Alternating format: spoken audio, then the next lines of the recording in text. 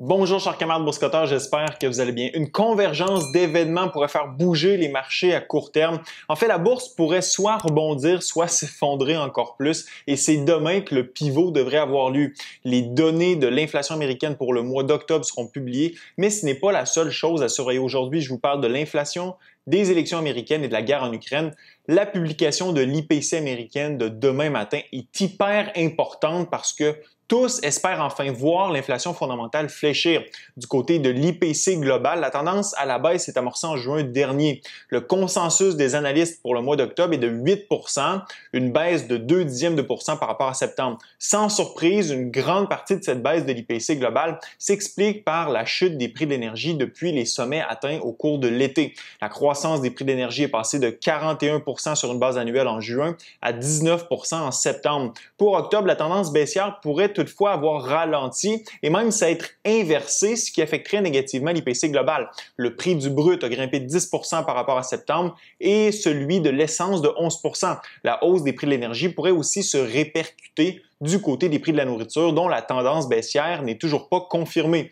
Donc, pour ce qui est des composantes volatiles de l'IPC, je ne serais pas surpris que nous soyons témoins d'un rebond demain matin. Maintenant, ce sur quoi les investisseurs ont les yeux rivés, c'est l'inflation fondamentale. Malheureusement, du côté de l'inflation fondamentale, aucune tendance baissière ne peut être observée dans les données officielles. Au contraire, le mois dernier, celle-ci avait poursuivi son ascension. Les analystes s'attendent à une baisse d'0,1%, soit à 6,5%.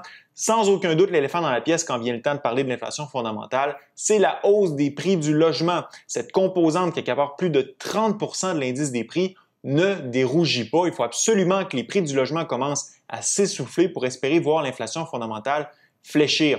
Ce moment devrait survenir au cours des prochains mois si ce n'est pas le cas demain, dans la mesure où, comme je vous l'ai démontré dans d'autres vidéos précédentes, les données sur le terrain en temps réel nous indiquent que la tendance à la baisse est bel et bien amorcée du côté des prix du logement.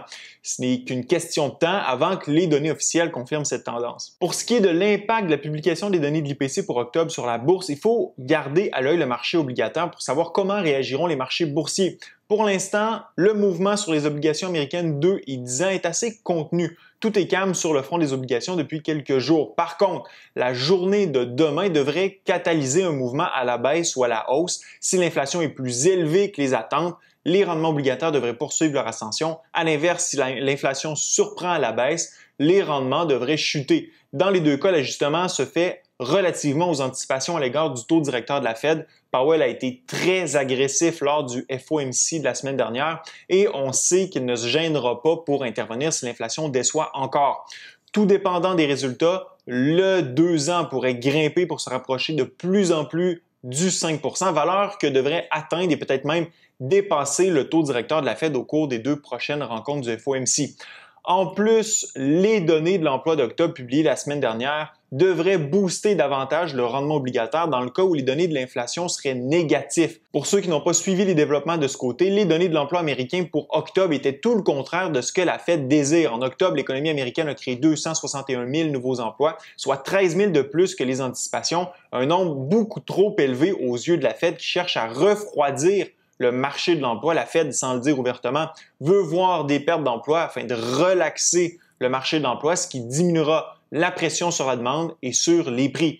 Le taux de chômage est passé de 3,5 à 3,7 % et le taux de participation à l'emploi a encore diminué pour descendre à 62,2 %. C'est le contraire de ce que veut voir la Fed parce qu'une plus grande participation de la population à l'emploi permettrait justement de relaxer les pressions dans le marché, notamment du côté des salaires. D'ailleurs, les salaires étaient encore en hausse de 0,4% sur un mois et de 4,7% sur une base annuelle. Bref, rien de positif, du moins dans la perspective où on veut voir les pressions inflationnistes diminuer. Alors si, en plus des données de l'emploi, les données de l'inflation s'avèrent négatives demain, ça n'augure rien de bon pour les marchés. Vous connaissez la mécanique. Si le rendement des obligations augmente face à une inflation plus élevée qu'anticipée, les marchés boursiers vont chuter. À la baisse, nous pourrions aller tester de nouveau le niveau de support à 3600 points sur le S&P. À la hausse, si les nouvelles sont positives, j'ai le haut du canal descendant à 4000 points bien à l'œil. D'ailleurs, le résultat des élections peut jouer en faveur des marchés avec un Congrès qui est en voie d'être divisé. L'appareil politique américain est présentement dans l'impasse pour les 2 prochaines années.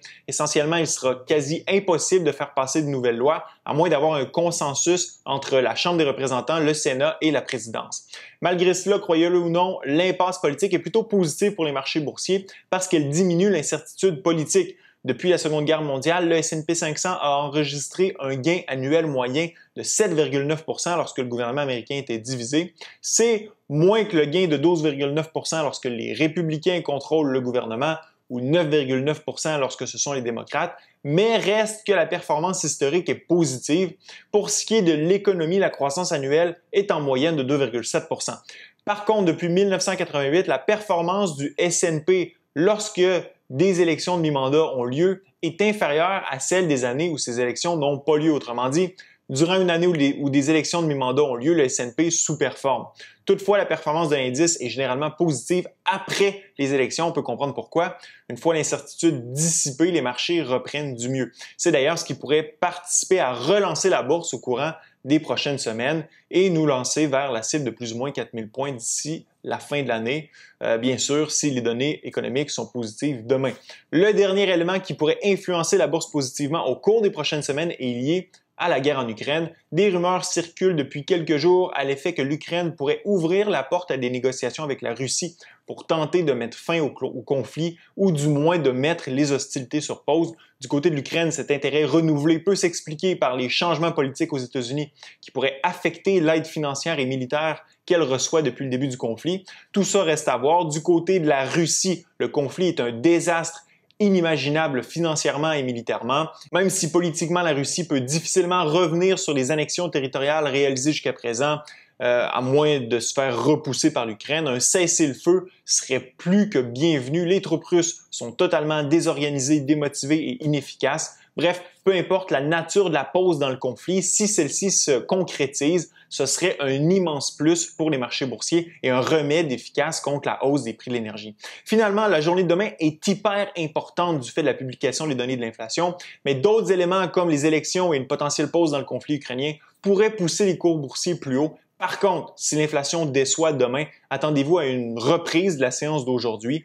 Peu importe les résultats de demain, gardez en tête qu'une autre série de données liées à l'emploi et à l'inflation sera publiée en décembre, juste avant le prochain FOMC. Laissez-moi savoir dans la zone commentaire si vous croyez à un rebond en bourse au cours des prochaines semaines ou si la tendance baissière va se poursuivre. Ce fut un plaisir d'être avec vous. À la prochaine.